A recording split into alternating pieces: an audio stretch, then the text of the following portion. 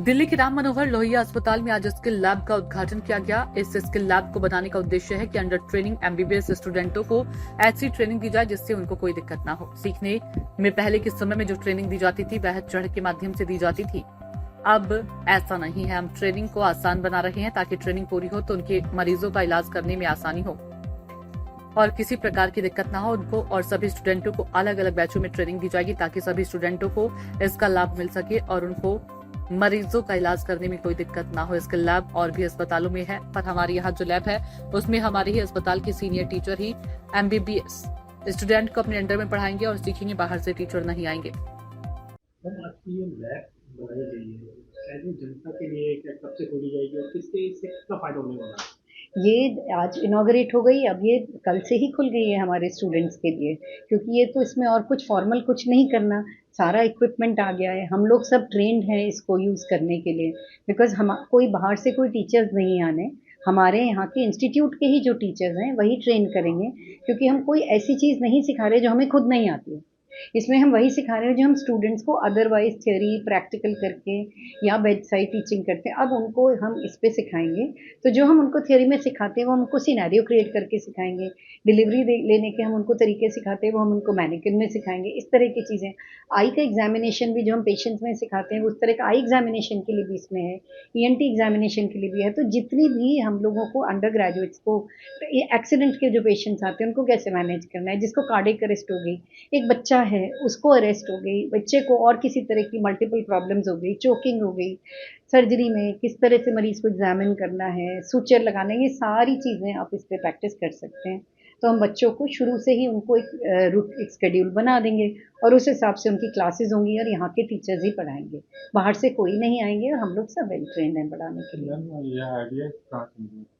ये हमारी गाइडलाइन है एनएमसी की कि हम लोग को करना है, तो सारे राजूली और government hospital will also join है।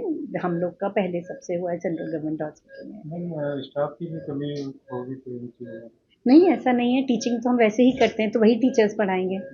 तो और हमारे यहाँ पहले भी हम स्किल बेस्ड टीचिंग कराते थे, पहले भी हमारी और तरह की ट्रेनिंग होती थी, तो वो वाला सपोर्ट स्टाफ हमारे पास है जो हम यूज़ करेंगे।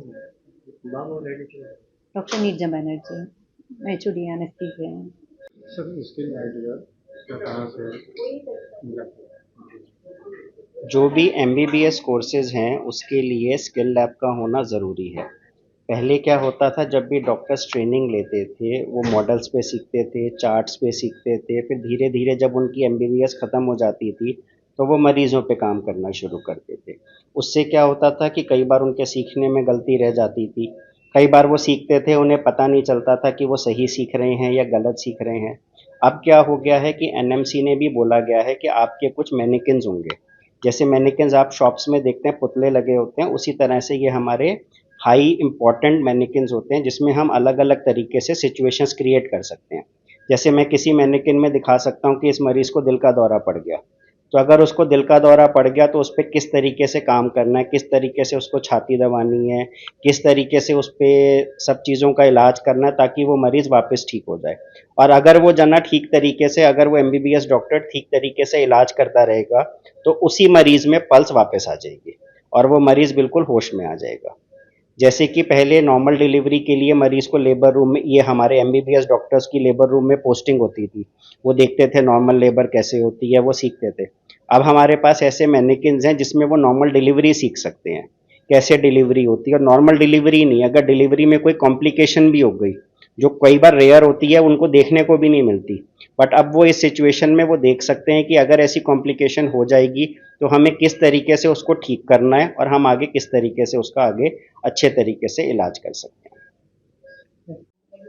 सर स्किल लैब का आज आप लोगों ने उद्घाटन किया, ये जो स्किल लैब हमने हॉस्पिटल में शुरू करी है, इसका उद्देश्य सिर्फ हमें अपने जो स्टूडेंट्स हैं अंडर ग्रेजुएट और पोस्ट ग्रेजुएट उनको ट्रेनिंग देना है।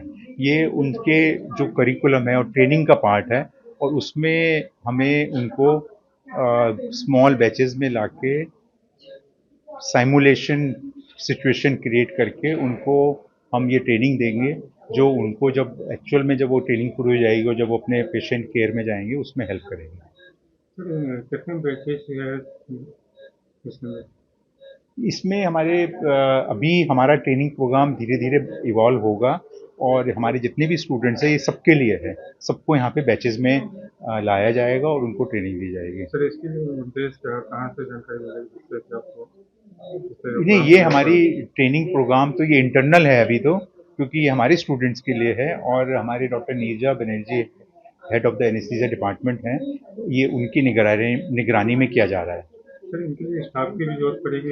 वो सारा जो ये हमारा सेंटर सेटअप हुआ है उसमें डॉक्टर नीरजा बनर्जी के अधीन सारे स्टाफ, डॉक्टर्स और हमें डिफरेंट डिपार्टमेंट्स से हेड ऑफ द डिपार्टमेंट्स और उनकी फैकल्टी वो सब इसमें पार्ट लेंगे और ट्रेनिंग प्रोवाइड करने में मदद करेंगे। सर इसके दिल्ली के अंदर इसके अलावा किस जगह पर है? नहीं, इसमें हमारे दिल्ली में जो मुझे पता है मौलाना आजाद मेडिकल कॉलेज में स्किल लैब है और छोटी डिपार्टमेंट लेवल पे या सफदरजंग में, लीडिंग हार्डिंग में भी हैं, पर जिस तरह से हमारी ये लैब है इंस्टीट्यूट लेवल पे शायद अभी मेरी नॉलेज में तो नहीं है। सर टोटल कितनी बैचेज होंगे? नहीं, ये तो बैचेज वाइज ये प्रोग्राम पूरा साल भर चलता है, ये एक दिन या 2 दिन का प्रोग्राम नहीं होता है, ये पूरे साल भर प्रोग्राम चलता है और बैचेज वाइज हम स्मॉल बैचेज में स्टूडेंट्स को बुलाते रहेंगे क्योंकि बहुत सारे कोर्सेज हैं, बहुत सारे टाइप के स्टूडेंट्स हैं यहाँ पर, तो सबको ये प्रोग्राम और राउंड द ईयर एक्टिविटी है, ये 1 दिन की या 2 दिन की या 2 महीने की एक्टिविटी नहीं है। कितना समय लगेगा? नहीं, समय नहीं, वो समय तो जब वो हम बैचेज पोस्ट करते हैं हम उनको फिक्स डेज के लिए पोस्ट करते हैं, उसमें उनको मल्टीपल अटेम्प्ट्स करने की सुविधा होती है, वो बार बार कोशिश करें, देखते रहें और अगर जरूरत पड़ती है तो उनको दोबारा आने का भी मौका मिलता है। सूचना इंडिया के सभी दर्शकों को बधाई। अब आप सूचना इंडिया देख सकते हैं जियो टीवी चैनल नंबर 4053 पर भी। साथ ही सूचना इंडिया के सभी सोशल प्लेटफॉर्म इंस्टाग्राम, फेसबुक